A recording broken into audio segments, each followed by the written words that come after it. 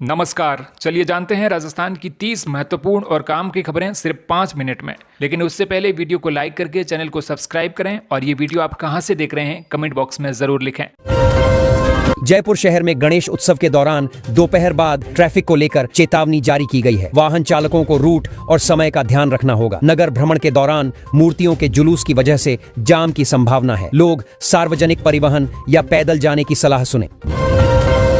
जयपुर में अवैध कॉलोनियों के खिलाफ प्रशासन ने 654 कॉलोनियों को ध्वस्त कर दिया। यह कदम शहर की योजना और कानून व्यवस्था बनाए रखने के लिए है। नागरिकों को संदेश मिला कि अवैध निर्माण बर्दाश्त नहीं होगा। भविष्य में भी ऐसे कदम जारी रहेंगे। कानूनी निर्माण को बढ़ावा मिलेगा।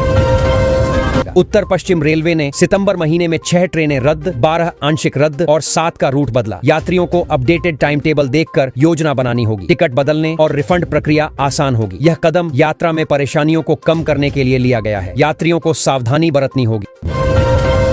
राजस्थान के यात्रियों के लिए अच्छी खबर है। रेलवे ने गया के लिए विशेष ट्रेनें शुरू की हैं। इससे दोनों राज्यों के लोगों का सफर आसान और जल्दी हो जाएगा। यात्रियों को टाइम टेबल रेलवे की वेबसाइट या स्टेशन पर देखकर अपनी यात्रा की योजना बनानी चाहिए। यह कदम लंबे समय से फंसे यात्रियों के लिए राहत लेकर आया है।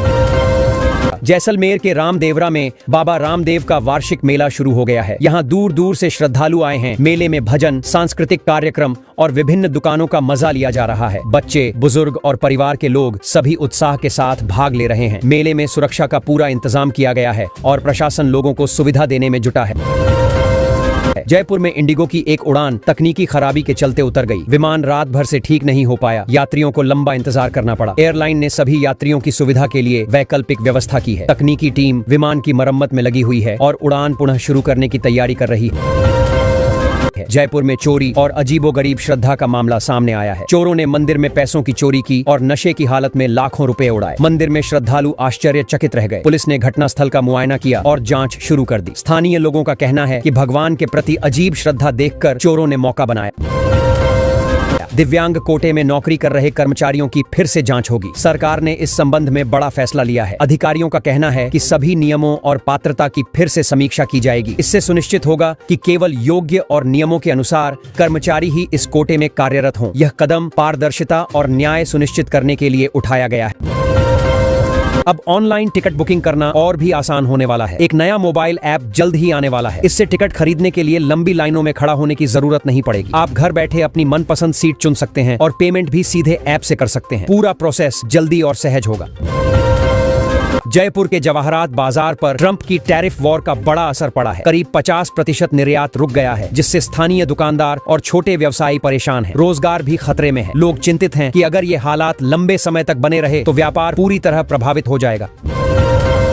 राजस्थान में आज 20 जिलों में येलो अलर्ट जारी किया गया है। मौसम विभाग ने 4 सितंबर तक भारी बारिश की चेतावनी दी है। लोग सावधान रहें, नदी और नाले के किनारे जाने से बचें। प्रशासन ने भी जरूरी कदम उठाने की बात कही है ताकि बाढ़ या नुकसान से बचा जा सके।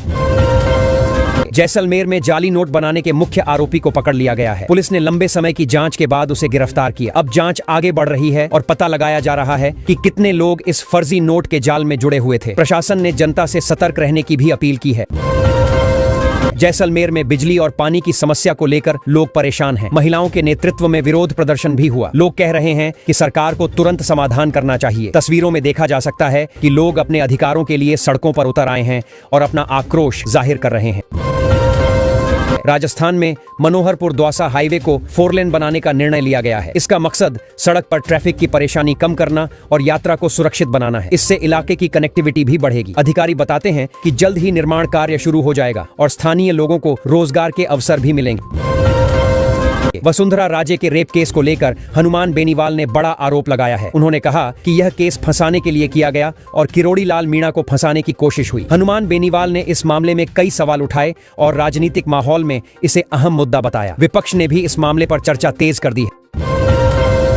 राजस्थान राज्य विद्युत उत्पादन निगम को 2000 मेगावाट के सोलर प्रोजेक्ट के लिए भूमि आवंटन की मंजूरी मिल गई है। इससे राज्य में सौर ऊर्जा उत्पादन बढ़ेगा और पर्यावरण को भी फायदा होगा। अधिकारी कहते हैं कि यह प्रोजेक्ट ऊर्जा क्षेत्र में बड़ी पहल साबित होगी और स्थानीय बिजली जरूरतों को भी पूरा करेगा। खेलों को बढ़ावा देने के लिए खेलो राजस्थान योजना शुरू की गई है। यह योजना खेलो इंडिया की तर्ज पर बनाई गई है। इसके तहत लड़कियों और लड़कों की टीमों के लिए विशेष प्रशिक्षण शिविर चल रहे हैं। बच्चों को बेहतर खेल सुविधाएं और कोचिंग मिलेगी, जिससे राजस्थान के खेल क्षेत्र में नई प्रतिभाओं को मौका मिलेगा।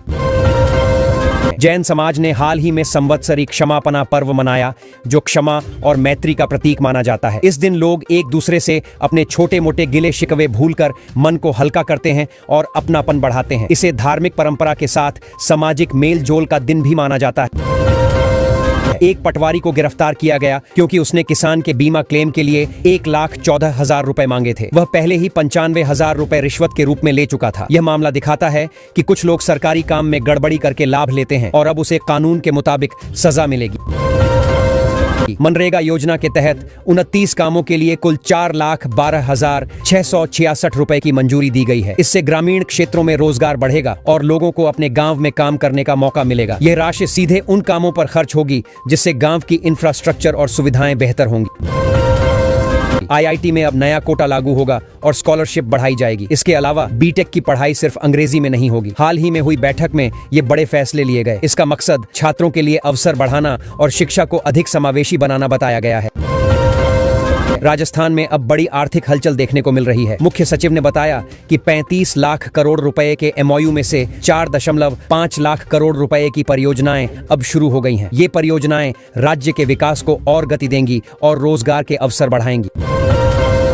जयपुर में मीट दुकानों के बाहर अब बोर्ड चस्पा करना अनिवार्य हो गया है। दुकानदारों को स्पष्ट लिखना होगा कि मीट झटका है या हलाल। इसका मकसद ग्राहकों को सही जानकारी देना है। प्रशासन ने नियम पालन सुनिश्चित करने के लिए निरीक्षण बढ़ा दिया है। इससे पारदर्शिता और ग्राहक संतुष्टि बढ़ेगी।